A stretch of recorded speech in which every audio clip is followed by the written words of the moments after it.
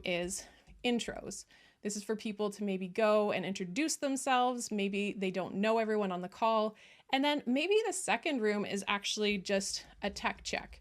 So at the start of a call, if someone's not sure if their microphone is working, they can pop into the tech check room. And maybe myself or having someone else who's helping with the workshop could actually be in that room. So let's open these rooms and we will see what everyone decides. Are they going to go into the intro room, or maybe they're going to go in the tech check room?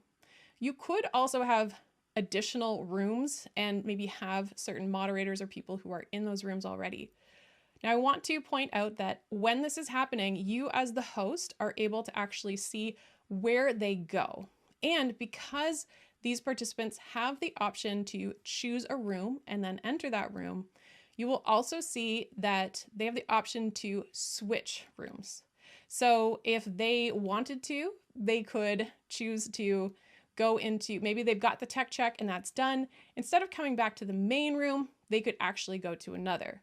And maybe if someone's having trouble, you can actually assign them. So if Jeff's not able to select a room, I could actually say assign to tech check. And then he will now get an invitation to go into the tech check room, because this is something we have learned, is that maybe someone actually, when it comes to choosing the rooms, it might not happen automatically. And while they're in there, they could move around. Now, if you wanted to jump into a room, maybe you have everyone assigned and you say, I'm going to be in the tech check room. You can go over here on the right, and when you click on join, it will give you the option to jump into that breakout room. So then it will take you into that breakout room as well. Now, I'm going to close all the rooms and bring everyone back. And I want to show you another thing that you can do. So you can actually play around with the settings. So when everyone is in the room and all the rooms are finally closed, you can actually play around with the settings.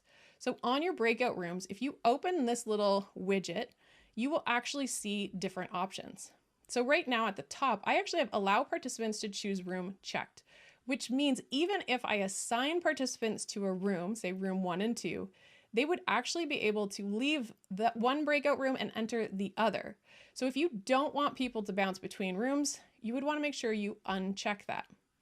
The other thing is you can decide, do you want to allow a participant to come back to the main room at any time?